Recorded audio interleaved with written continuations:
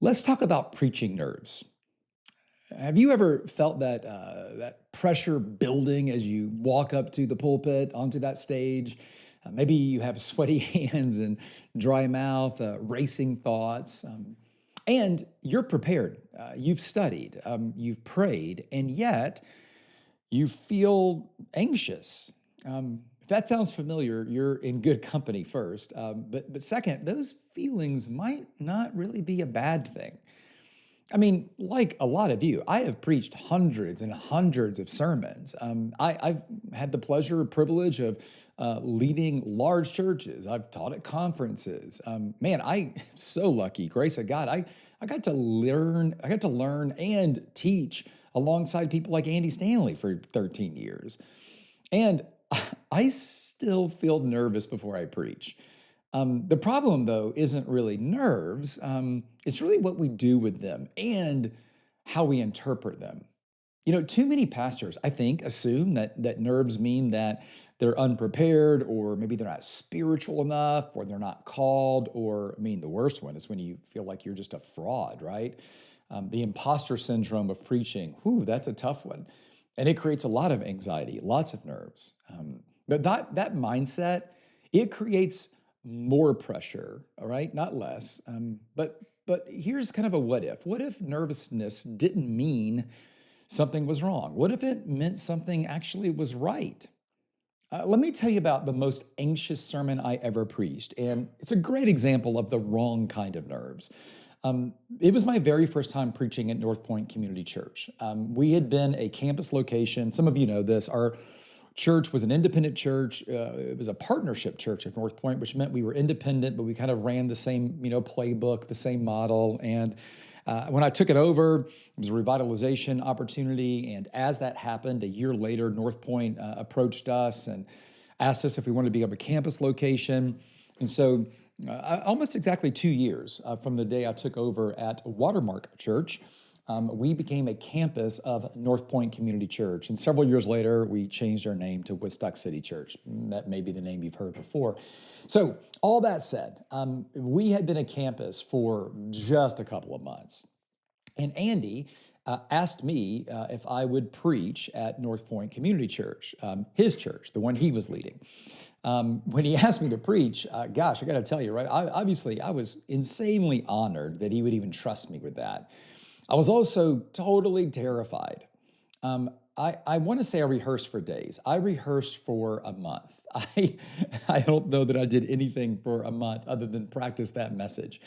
The week before I taught it, I was on vacation. And I did nothing that vacation week but sit on the beach and go through that message. And I didn't want to, but it's all I could think about. So by the time I stood on that stage, I mean, I was ready. Well, technically, I was technically ready, but emotionally, I was a mess. And I'll tell you why. I didn't know this at the time, but looking back, and I've done a lot of hard work on myself since then, I can tell you why. I wasn't preaching for the gospel. I was preaching for approval. That's why. I was so anxious because I wanted to prove myself to Andy, to the staff of the church, to all the people in the room who were normally listening to Andy. And those nerves, they were a symptom of an ego problem, not a preparation problem. That moment, I wish I could say it was the only moment. It was the first of many, but that moment really helped me learn how to spot the difference between good preaching nerves and bad ones. So let me kind of give you 4 ways that you can kind of reframe your preaching anxiety. If you're feeling anxious on a Sunday or leading up to a Sunday, here's 4 things that might help. Here's the first one. You really need to name the source of your nerves. I just asked this question. Am I nervous because I want to look good or because I want God to move?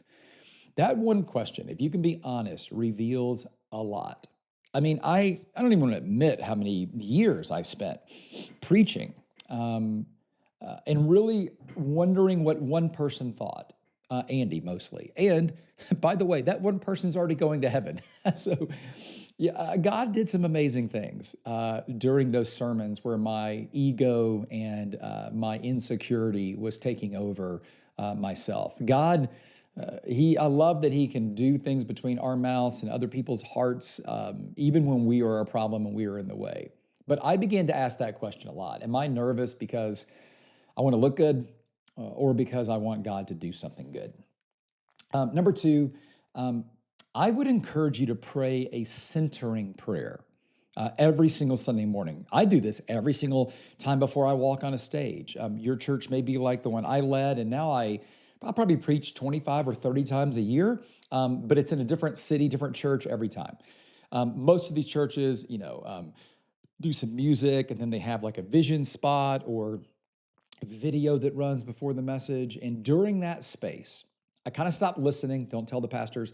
I kind of stop listening to what's happening on the stage, and I just pray a centering prayer for myself. It sounds very similar to this every week. God, make this moment about you first and the people second. Quiet my ego, center my heart, and use me fully. And let me enjoy the privilege of preaching your truth this morning. Basically, it's a prayer of, less of me and more of you. I want to be confident and I want to be clear, but I also want this to be about you, not me. I mean, that centering prayer before I walk out on a stage is so powerful for my heart because, like you, I am broken, I'm sinful, I want people to like me, I want to look good. I mean, I want to be invited back. I mean, all of that. But all of those things can get in the way of the main thing.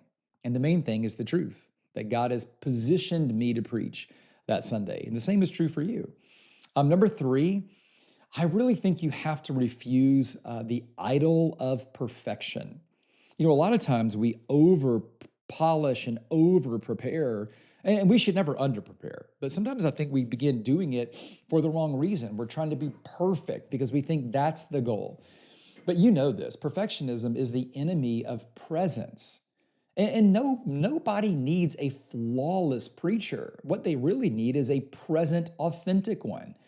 That's not an excuse to mail it in. It's not an excuse to not prepare or not work hard or to, have Saturday night specials every week where you walk in Sunday and you just wrote it 7 hours ago. That's not what I mean. But I think walking in each week prepared is important, but trying to be perfect makes you focused on the wrong thing. And really, what you're focused on is you, not the person who's hearing God through you. So the minute perfection becomes an idol, the message becomes about you. That's a huge problem. Here's the fourth thing. I think you need to rehearse your identity, not just your message. I really like this idea. Rehearse your identity. Before you preach for God, remember that you are a child of God. That changes how you speak. It also changes how you sleep the night before. When you are so secure in your identity, it frees you up. And I think it frees God up in a way to do something through you that he may be struggling to do if we're up there searching for our identity. So here's kind of your next move. What if you could just stop swatting away those butterflies and instead let them fly in formation? And what if you could preach from security, not from performance? If you're feeling the weight of ministry leadership, that's a good thing. You're called to that. But you just need to carry the weight the right way.